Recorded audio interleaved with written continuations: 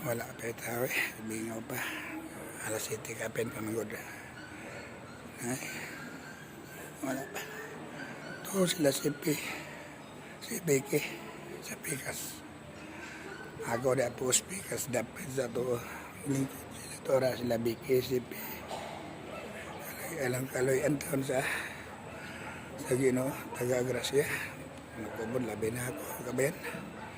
Ang buko nga mataro nga na ako ang kunting ko eh. Mauli ka na kunting ko. Standby na yun ako kabayan. Nagumi ka na kunting ko.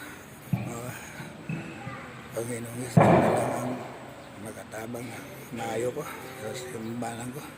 Sali ko ampok na lang ko niya. Makakaraos na ako sa tulong ng Diyos. Amen.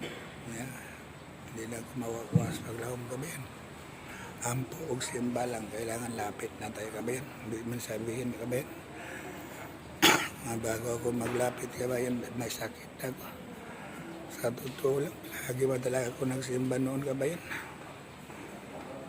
Kaya nagbalik na lang ako kabayan. Baka pinarasahan ako ng Panginoon kabayan. Dahil sa ginagawa ko hindi ko na nagsimba. Totoo, kung pag wala tayong sakit kabayan, bago kita nakaisip magsimba balik. Kaya dito tayo hingiin ng tawad sa Panginoon.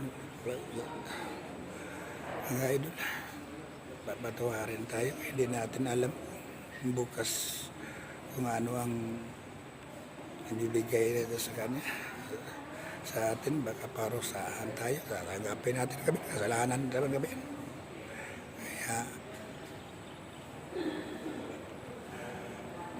Kaya kapag linggo kabayan dito ako kabayan, simba talaga ako. Pag sa laot kabayan, paano tayo makasimba kabayan kung doon na sa laot. Buti-buti na nga kabayan dito sa simbahan sa kabayan. Yung busos ko naglabas-labasan. Baka naawa na yata ang Panginoon sa akin kabayan. Kasi wala talaga imposible sa kanya kabayan. Siya talagang mag-amot kabayan.